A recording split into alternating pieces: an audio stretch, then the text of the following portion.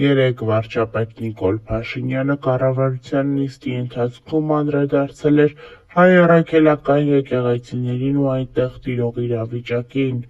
Վարչապետը հայ առաքելական եկեղեցին համեմատել էր Չուլանի հետ, որտեղ ավելորդ իրերն են դնում եկեղեցու սպասավորները։ Վարչապետի ելույթը քննադատությունների ալիք էր բարձրացնել,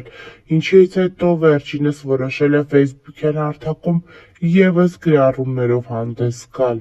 Չուլանացված, ով որտեղ ինչ ոչ պետքական ապրանք ունի, մեկ էլ գնում ես տենում ես, ասենք ինչ որ ավելացած մետլախ, պարկով ցեմենտ, ապալովկի հին կտորներ, ասենք մտնում ես մարդը ինչի համար է եկեղեցի մտնում է ինչ որ հոգևոր հաղորդակցության ունենալու, չէ՞։ Մեկ էլ մտնում ես նայես այդտեղ աղբալցրած, այնտեղ ինչ որ մեկի հին շորերն են, այնտեղ մեկը կոշիկներն ա դրել, այնտեղ մեկը իր հին կռավատն ա բերը դրել։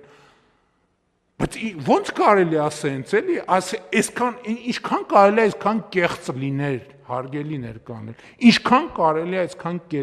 ինչքան կարելի է այդքան խոսել սրբության մասին ու այդքան արտասուրբ լնել։ Ինչքան կարելի է ոտի տակ տալ սրբությունները։ Ես պահանջում եմ, որ այնտեղ ստանդարտներ դրեք։ Չի կարա մեկը իր հին կոշիկները տանի եկեղեցուն պահի։ Ասենք 7-րդ դարի, 9-րդ դարի, 11-րդ դարի եկեղեցում տանի իր հին բաները պահի։ Կամ միջոցառումներ են անում շատ լավ, ոչ մեկ դեմ չի։ Հարիսա են քեպում, մատաղ են անում, էս են անում, են անում, շատ լավ։ Հետևներից թող մաքրեն։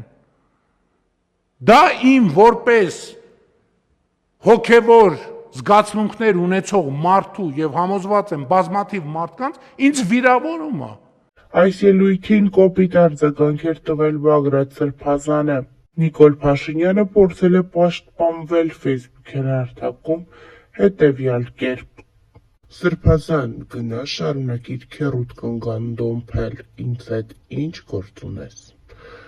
Վարչապետի այս գրառումը լի է տարատեսակ մեկնաբանություններով, մարդկային կերպարանքով չարիք, Աստված իմ փրկյազ մեզի չարեն, սա աշխարհի վերջն է, տնով տեղով անդաստիարակ են, ախր դու ով դարձար, որ երկիր ղեկավարես։ Այսպիսի մեկնաբանություններ են գնում վարչապետ Նիկոլ Փաշինյանի հրապարակմանը կից։ Սա երիք չէ, Նիկոլ Փաշինյանը հաջորդիվ կրկին հրապարակում է կատարել։ Անհրաժեշտ է առերեսվել այն հարցին, թե մեր եպիսկոպոսաց դասից քանի հոգի է հավատարիմ կուսակրոնության ուխտին։ Այս հրապարակումը ևս լի է մի շարք մեկնաբանություններով։ Ձեր հետ նորմալ է սաղ։ Դուք ձեզ հակասում եք, համ գրում եք սրբազան, համ ստորացնում սրբազան հասկացությունը, եթե ունեք ինչ-որ ապացույց կամ նմանատիպ բաներ զբաղվեք դրանով, այլ ոչ թե հավատացյալ մարդկանց նեղացնելով մեղմ ասած, սրբազան գրել հետևից էլ այդ խայտառակություն նախադասությունը, հետևություն բոլոր հավատացյալներին։ Դուք Եգիպտոսի փարավոնի նման դեռ ինչ փորձություններ եք բերելու հայ ժողովրդի գլխին,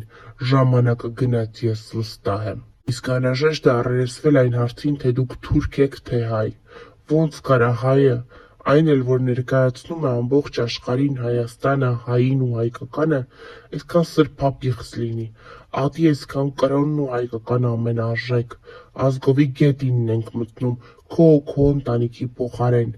երկրի ղեկավար ես, ոչ թե լրագրող։ Լավ ես, ժողովուրդը միթե չի տեսնում իրականությունը։ Լավ կլինի փորձես հասկանալ, երկրի ղեկավարներից քանիսն են թրքամետ, հայատյաց, քանիսն են հրճվում Էրդողանին տեսնելիս, քանիսն են հայրենիք նվիրում, գերիներին տարիներով թշնամու մոտ պահում, քանիսն են այնքան ճղճին, որ Աստծու սպասավորի մասին նման կերպ արտահայտվեն։ Դու դավաճանել չես, դու թուրք ես։ Այսպիսի մեկնաբանություններ են գնում Նիկոլ Փաշինյանի հրապարակումներին կից։ Նիկոլ Փաշինյանը հաջորդիվ գրում է. Ոմանց ուզել է, որ ես պաշտոնապես ամուսնացած չեմ, մեր հոգևոր վերնախավի կեսը նույն վիճակում է, ու դա ոմանց չի ուզում։ Նիկոլ Փաշինյանի հետևյալ գրառումը ծաղրուց անանքի է վերածվել ֆեյսբուքյան հարթակում, մարդիկ գրում են տեղերը ուր ա, մեկը չկա հեռախոսը վերցնի ես մարդու ձեռքից, Ճիշտը կիսաբաց լուսամուտներն է։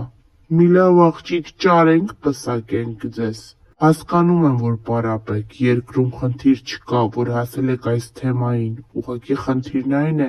որ ի տարբերություն հոգևորականների, եթե անգամ այդպիսիք կան, մենք ենք վճարում ձեր սիրուհու ծախսերն ու ցոփ ու շվայտ կյանքը,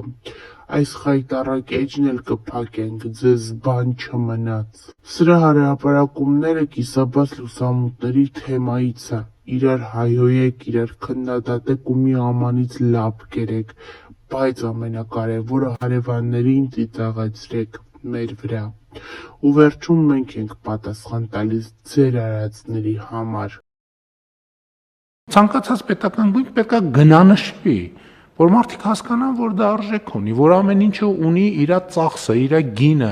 եւ կառավարման մեթոդի առումով մենք էլ պետք է հասկանանք, որը ինչ արժի։ Մենք ասում ենք, դե օրինակ Լիտվայում կրթության վրա ծախսվում է հնայի այսինչ տոկոսը։ Եվ մենք ասում ենք, դե եկեք բյուջեն մեծացնենք։ Մերը դրա կեսն է կամ դրա 10%-ն է կամ դրա 5%-ն է։ Բայց հիմա որ հետ գնանք ուսումնասիրենք կառուցվածքը, կարող է պարզվել հնայի այդ տարբերվող տոկոսի 70%-ը հենց շենքերի վարձակալության գումարն է։ Ու մենք անընդհատ չենք կարողանում քաղաքականություն վարենք։ Անընդհատ մեր վիճակագրությունները դեֆորմացված են։ Կներեք, զարգացած երկրներում տենց տող չկա, որի դեմը գրած լինի ձրի։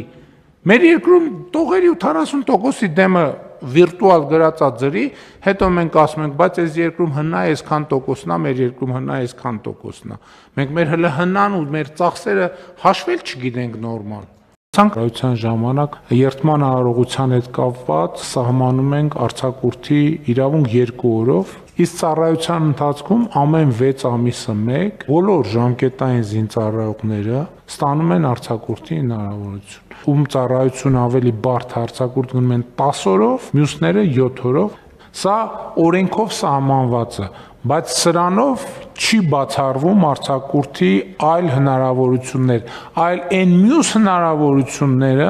մենք մաքսիմալ բարդացնելու ենք։ Այսինքն որոշումների կայացումը այդ մասնավոր դեպքերում արձակուրդների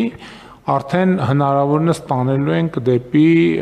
գլխավոր շտաբ, որպեսզի անհրաժեշտությունը հիմնավորվի, որպեսզի քմահաճույքով կամ բարեխոսությունով արձակուրդի հնարավորությունը նվազեցնենք, բայց այդ ճկունությունն էլ ենք տալիս, որ օրինակ մարդը կարող ասի, այս անգամ ինձ 5 օրով տվեք, ես 2 ամիս հետո ունեմ ընտանեկան ինչ-որ միջոցառում, այդ ընտանեկան միջոցառման համար ինձ արձակուրդ տվեք, գնամ մասնակցեմ, համոզված եմ մեր սիրելի զինծառայողների, սիրելի ծնողների մոտ հարց է ծագելու։ Այս կարգավորումը ուժի մեջ մտավ, ասենք օգոստոսի 1-ին, որ պահից է սկսելու գործել։ Քանի որ ինքը բարելավող նորմա, երևի կնայենք ով ինչ ծառայության ժամկետը անց է եւ տրամաբանություններ, որ մասնանք, եթե չենք տվել, չի ունեցել այդ բանը, միգուցե այդ մի մասով տանք արձակուրդ։